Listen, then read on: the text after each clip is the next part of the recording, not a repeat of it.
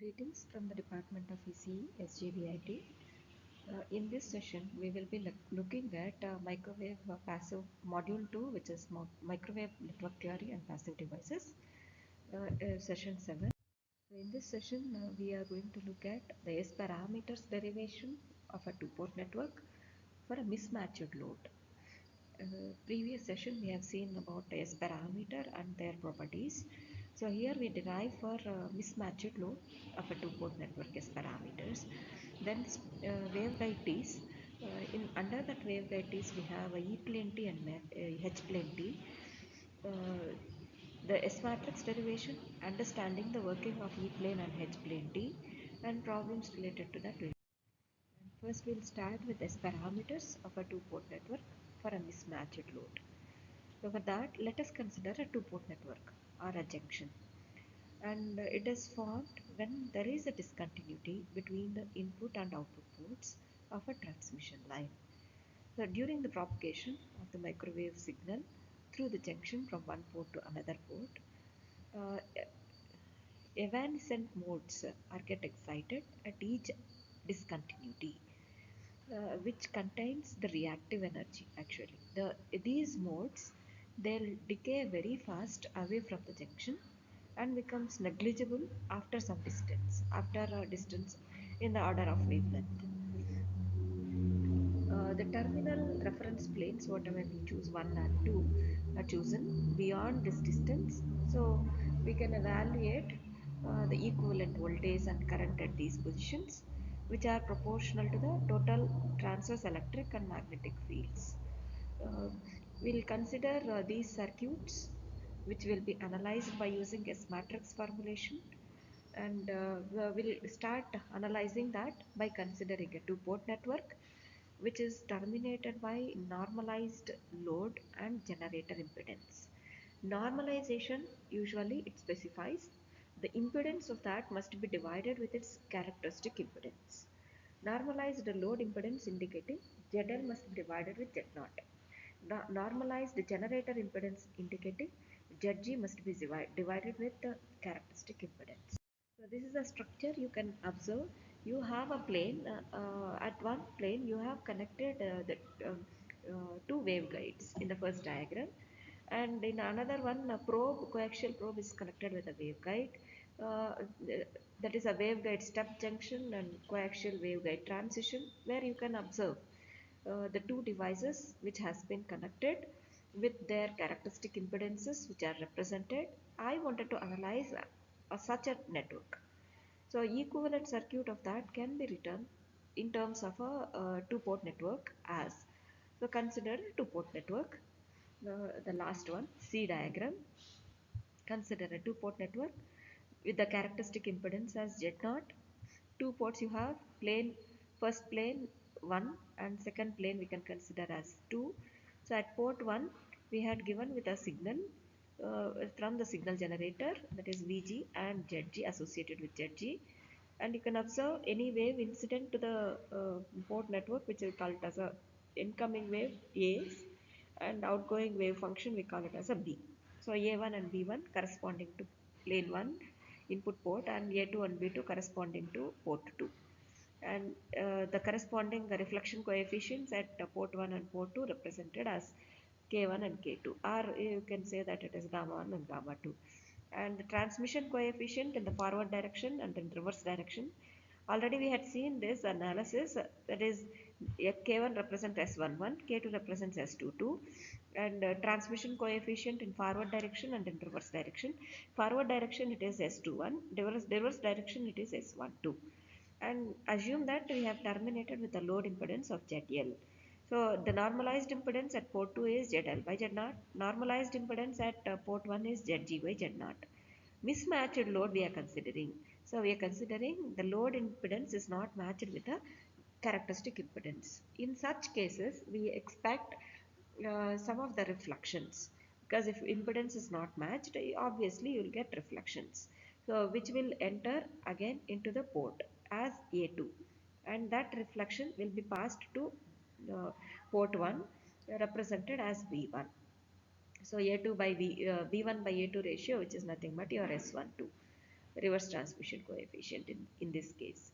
Okay, so now suppose if ZL is not equals to Z0, in such cases the character at the input side, the reflection coefficient K1 value, it is not S11 only, it is accounted with some other constant, some other parameters which are not which are depending upon the load and the S22 values, even the S parameters of the network.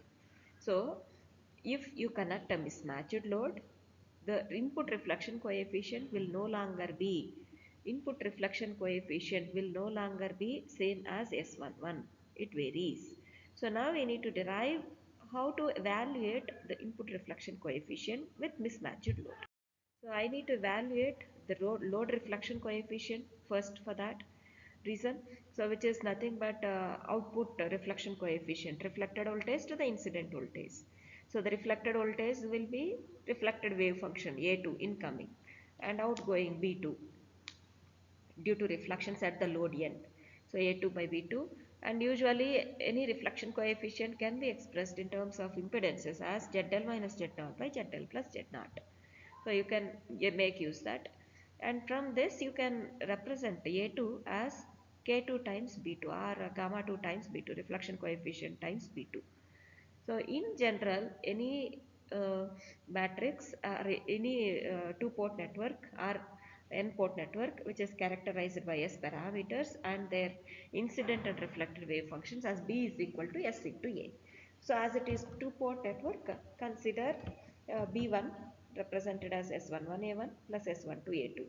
Similarly, B2, S21A1, S22A2. So substitute in the above equation, we have represented A2 as B2 times K2 into these equations. So which gives you S11A1 plus S12.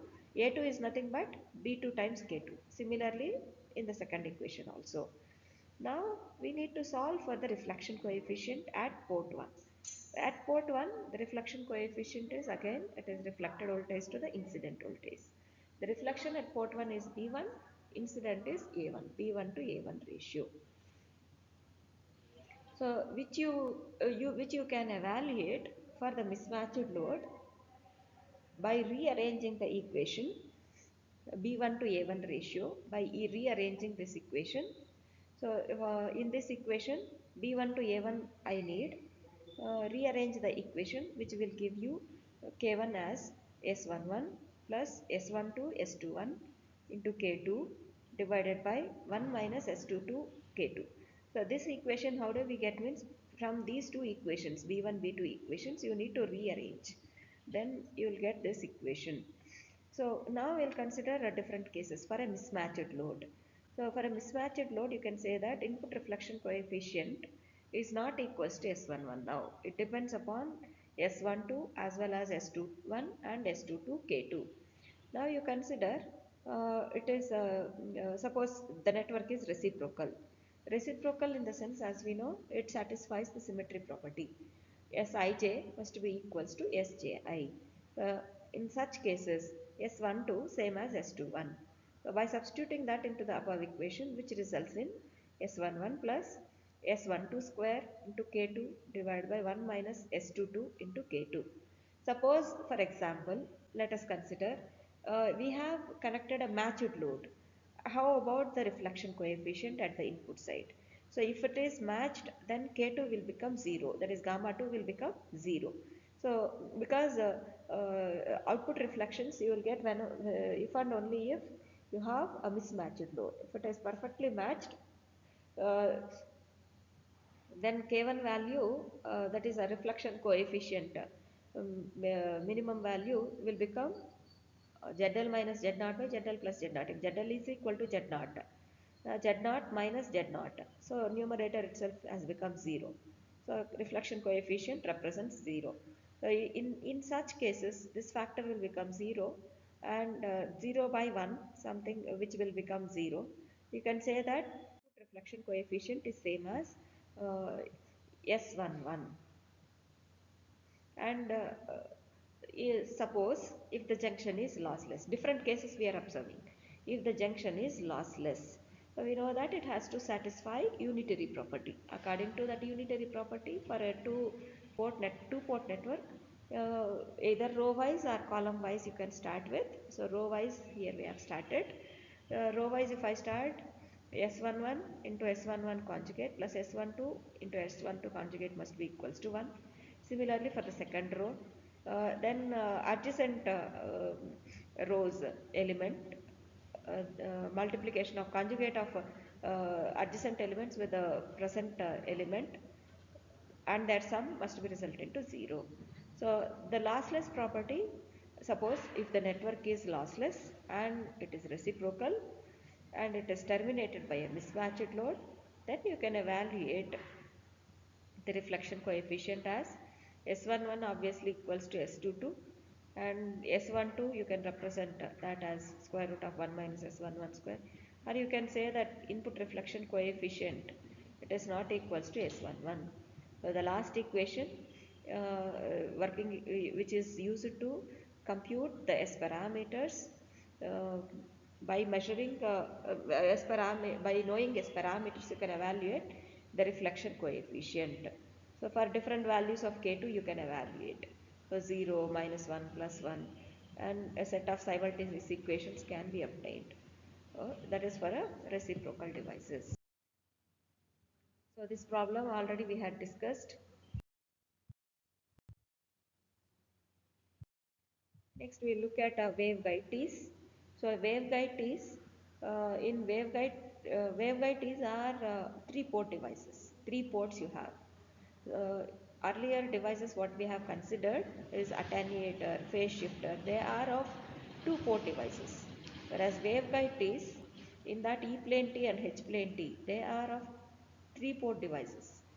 Port 1, port 2, port 3 you'll have. So main purpose of waveguide T's is they are used to connect a branch or a section of the waveguide either in series or in parallel with the main waveguide transmission line. So purpose is to provide power splitting or combining the power in the waveguide system. So I repeat, a waveguide is a 3-port device, a 3-port component, and it is used to connect, or it is used to split the power or to combine the power in the waveguide system. It can be connected in series or in parallel with the main waveguide transmission line. So according to the axis of the side arm, which is connected, means which you have, we call it two types of basically two types of waveguide T's you have, that is based on the axis of the side arm which you have connected to the collinear arms. So there are basically two arms, which is two T's, which E plane T we call it as a series T, and H plane T we call it as a shunt T. So why they named it we'll observe soon. So that is based on the axis or the side arm how you have placed. Then because of this junction, the waveguide T's are poorly matched devices. So to adjust the reactance or to adjust the matching reactance, uh, we can introduce a tuning screw at the center. That is mainly used for impedance matching. And we need to derive the S matrix or S parameters of waveguide T's. Why do we go for S parameters means? With S parameters, one can observe the power relationship between the different ports. Because of the symmetry, the absence of nonlinear elements in the junction, so S matrix is symmetric. Symmetric, as we know, Sij must be equals to Sji. As it is a 3-port network, you can say that S12 same as S21 and S31 same as S13, S23 same as S32.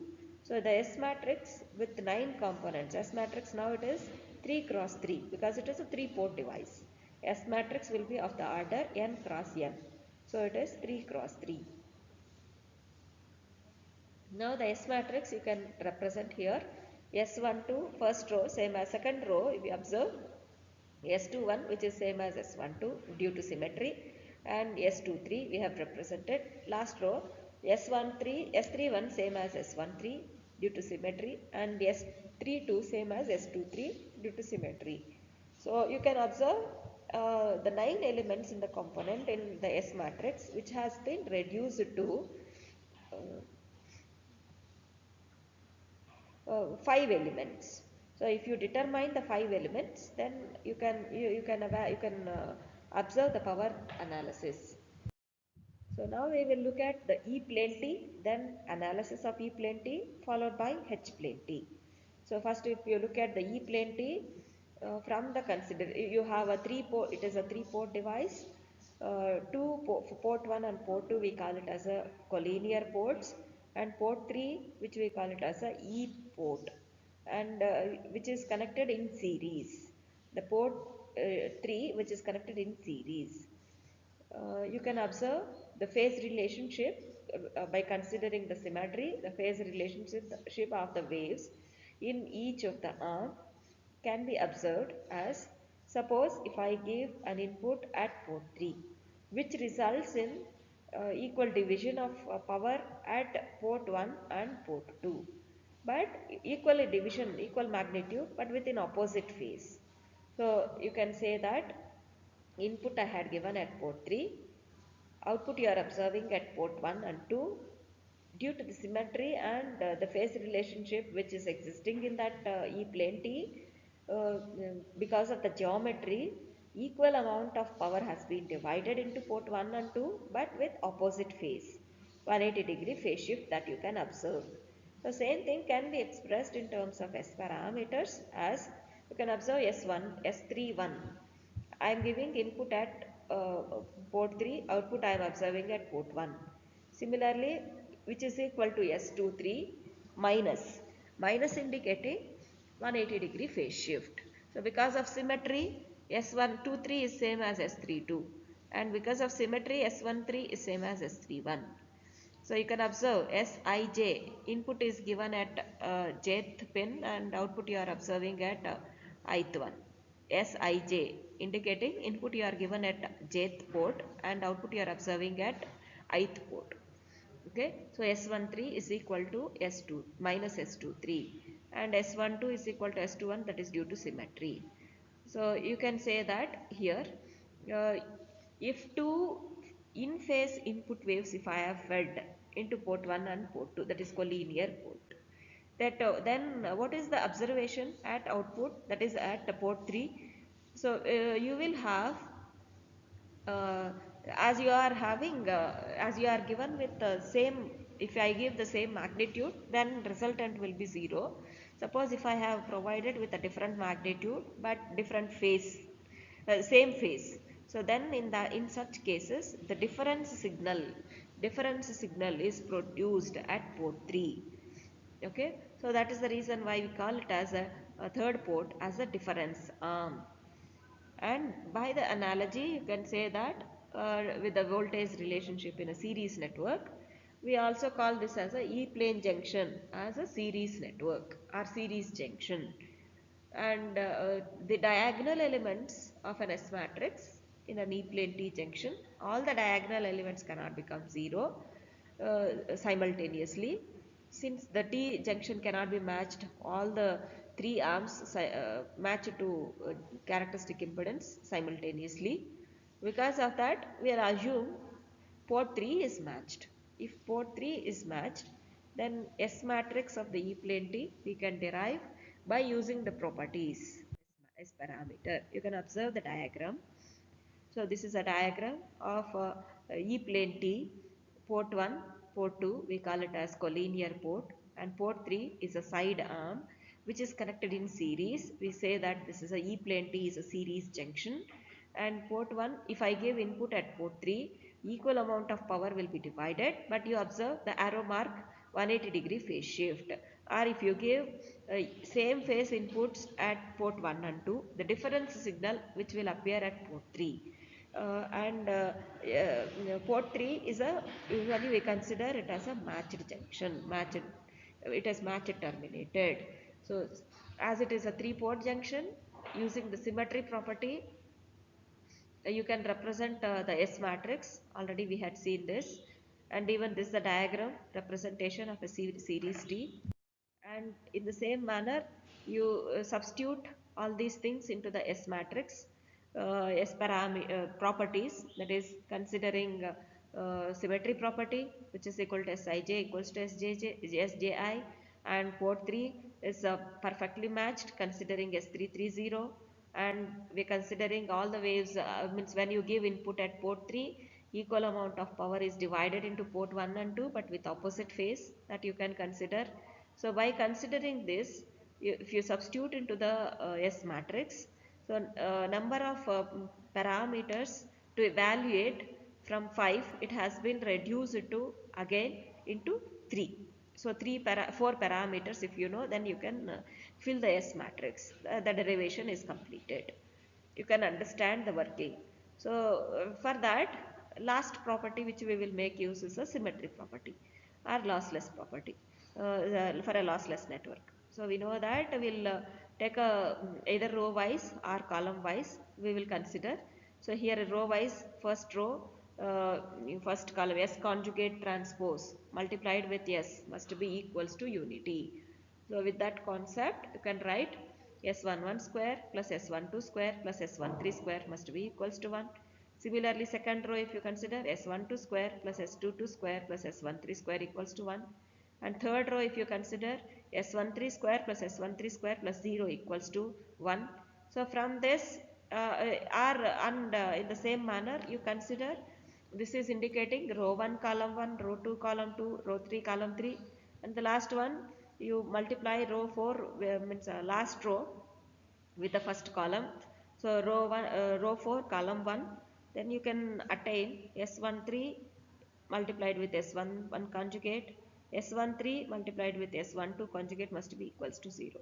So from this 4 equations you can derive the values. So from third equation you can say that 2 into S13 square equals to 1. So S13 becomes equals to 1 by root 2. So which is same as S23 which is equal to S32.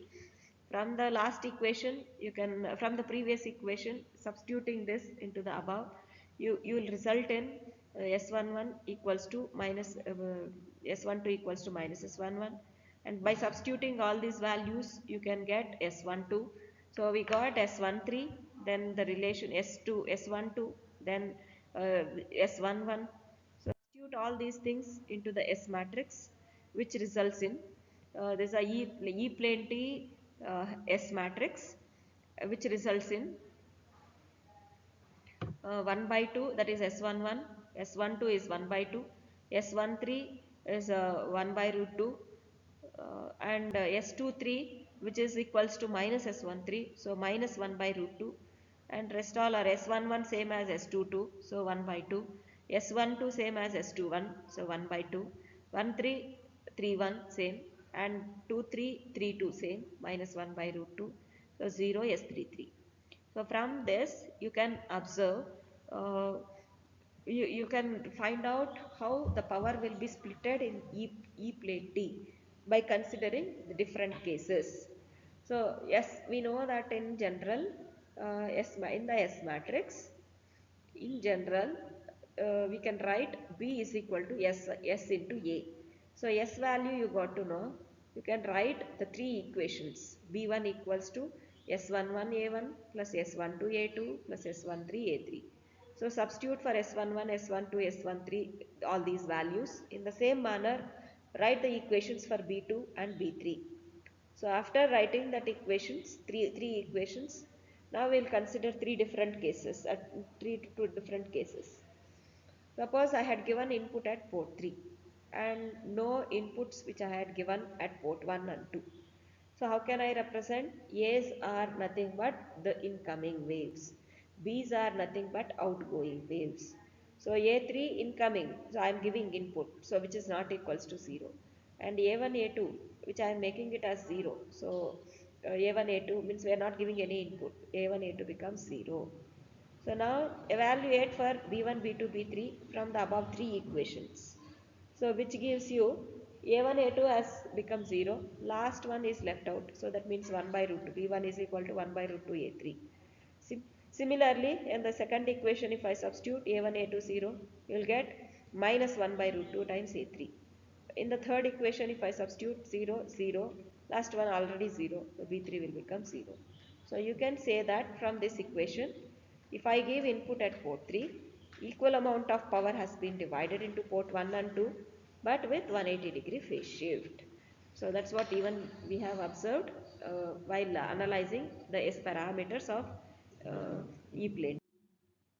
In the same manner, if I observe the different cases, like if I have given input at port 1 and 2 and I had not given any input at port 3. So in such cases A3 is 0, A1, A2 which I am considering as same. So substitute that into the S matrix which gives you B1 equals to first equation. So 1 by 2 plus 1 by 2. So that I am considering it as A by 2 plus A by 2. You will get A. Similarly, B2 will be A by 2 plus A by 2, A. So the last one, 1 by root 2 minus 1 by root 2. So minus A by root 2 minus A by root 2 plus 0 gives you 0. So B3 is 0. And this is what we have seen in the previous discussion. Suppose if I give equal amount of power, see equal amount of power has been fed to port 1 and 2 and no phase shift. In such cases, the difference amount of this will appear in port 3. So you can say that A minus A, the difference, which gives you 0. That's the reason why we call E arm as a difference arm. In the same manner, n different cases can be considered. Input given at port 1 and 2 and no input is provided at port 3. Then in such cases A3, A2 is 0 and we had given only at A1 not equals to 0 and again substitute into the equation which results in B1, B2, B3 values. In the same, we will look into H plane T. So H plane T, horizontal means you can remember uh, the port position which is in parallel to the magnetic field. That is the side arm, whatever you have placed, which is in parallel to the magnetic field, H field. Whereas in E plane T, the side arm, whatever you have placed, the axis of that, which is parallel to the electric field. Based on that only they have named it as E plane T and H plane T. And again it is a three port device. Three ports you have, port 1 and 2 are called as collinear ports and port 3 we call it as a H arm, side arm. And if I give inputs at port 1 and 2 and at port 3 you can observe due to the geometry you will have means additive output and which will be in phase. Because of this reason, we call that third arm as a sum arm. H arm called as a sum arm. Whereas in E plane T, the third arm we call it as a difference arm. Okay. So because if I give power equally divided but with negative 180-degree phase shift. In the same manner here, if I provide input at port 3, power will get equally divided into port 1 and 2, but there is no phase shift in this case. Whereas earlier case, E plane T 180-degree phase shift. So that's what here you can observe.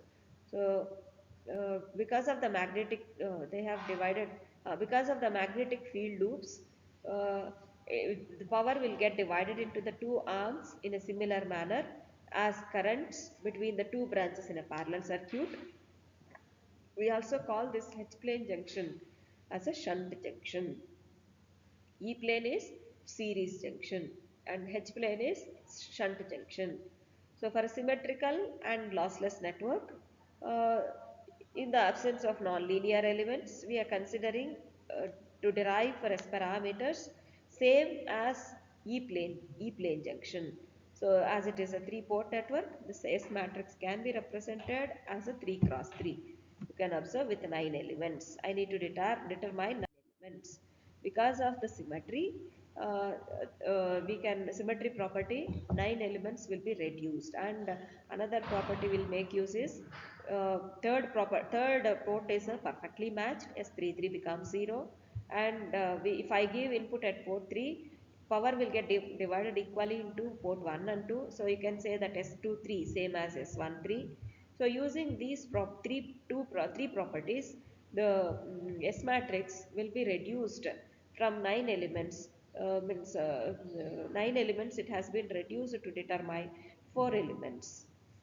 Okay, so S12 same as S21, S31 same as S13, S23 same as S13, and S33 is 0. So if I evaluate S11, S12, S13 and S22, the 4 elements, you can fill the S matrix. So that you can analyze the S matrix easily.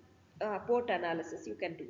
So using the symmetry property, using a lossless property, that is unitary property, I can rewrite, means I can form 4 equations same way, considering row 1 column 1, row 2 column 2, row 3 column 3, row 3 column 1. So by considering these equations, you can say that from the last one, that means row S11 equals to S22. So this, how can I derive? S11 equals to S22. So first we derive for S13. So S13 2 into S13 square equals to 0. So you can say that S13 is 1 by root 2.